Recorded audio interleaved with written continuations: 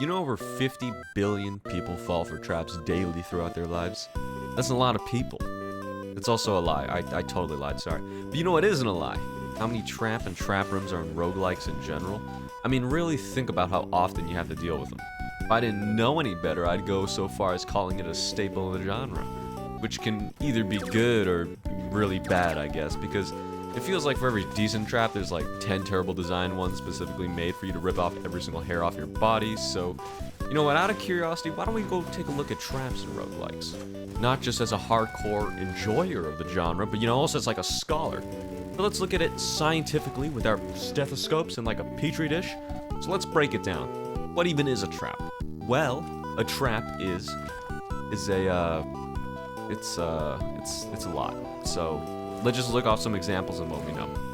When you thought about trap rooms, you probably thought of something like this, you know, a trap room as in room filled with literal traps, similar to a trap room or traps you would find in any other game.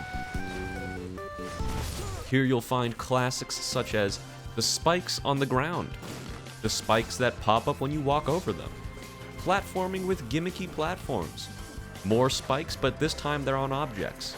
You got turrets, pitfalls, and hey, we're gonna throw in even more spikes. All the while, you might have that one enemy placed in the mathematically calculated most annoying spot just to make sure you're gonna want to kill someone. Chances are, if you or someone you know has dropped a roguelike, it's probably because of these type of rooms. But as you'll notice, these traps are always very physical, as in the punishment of damage is always clear. Is usually clear. For example, you get hit by that little spiky pizza rollers from Gungeons. You get hit, you eat shit. Simple. So hey, let's go write that one down. Physical traps. And that's probably where most people draw the line. But not me. Because if you really think about it, even something like this can be a trap. However, unlike the previously discussed physical traps, with these you have to have the knowledge to know that it even is a trap. It's a fine line between risk and reward that usually leans towards one side depending on the scenario.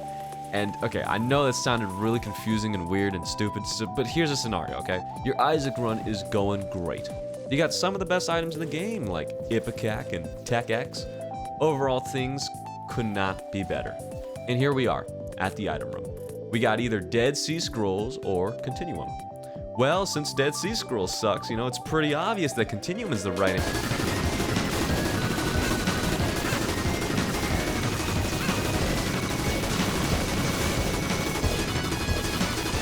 Is the wrong answer. That's right, it's the wrong answer. Well, yeah, that example is a little bit exaggerated because you need 3 specific items together, but you get the point. It's these specific interactions that are the trap, and the solution being your knowledge on the game. Sure, even your grandpa knows to avoid getting hit by the van when a bunch of enemies are coming out of you, you know, maybe from intuition or experience. But they probably don't know that you can also get inside the van to go to a different area. You know what I'm saying?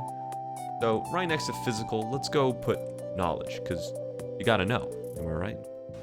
And hey, speaking of knowing, this next one, you're not even gonna know. Hell, even I won't know, you know, because that's like the point. You know, I'm talking about traps that probably aren't even traps. I'm talking about uncertainty, which I know you're probably thinking that, hey, it's a staple of the genre, you can't just put it there. Just sounds stupid, it is stupid, you're stupid. Yeah. But hear me out, okay? With the other 2 types of traps, you're easily able to tell what the punishment is almost immediately after falling for it. With these, you might not know all the way until the end, right? A simple choice you make at the start may seem like an amazing idea, it might even be an amazing idea, you know, just like until, you know, suddenly you're hit with the fucking, see? Not all traps have to be some sort of immediate call and response. Some of these can be simple decisions that turn into literal losses through the course of the run. So, for that last type, let's go put uncertainty in there, I think, you know, but I'm not really sure. But whatever, now that we know these little tiny aspects, let's go see what makes a good trap room, you know, because every good trap room has a little bit of each aspect at the very least. It's like the brains and the bronze, you gotta have both. But in this case, it's 3, and it's like, you still need them, you know, you get the point. Let's just start with those little spiky balls from Isaac, you know the ones, and you know, they're a very clear threat. You shouldn't touch it. You could also bomb the rock to avoid having to deal with it, but you also got to be careful because when you do that, then the ball rolls off the chain. At the same time, you might need the bomb for something later, and you see what I'm saying, you know? maybe the best traps in roguelikes are the ones you can just easily avoid. Kinda like this video. You could have just clicked off of it. The information here is such a stretch, I basically made it all up, like this shit is not real. And you probably could have done something better with your time. I mean, seriously, I'm a fucking internet clown with zero credibility. I'm not a game designer, I'm just a fucking game addict. But even then, I've still found a way to win. If you stopped watching, you would have never known it was a trap. And if you kept watching, you fell for the trap. You know, I mean, you could have read the description, but whatever, you already fell for it. And you know, that aside, now you're probably thinking, Blue, did you just make a 5+ minute video for a 10-second punchline? You wouldn't do that, right? Right?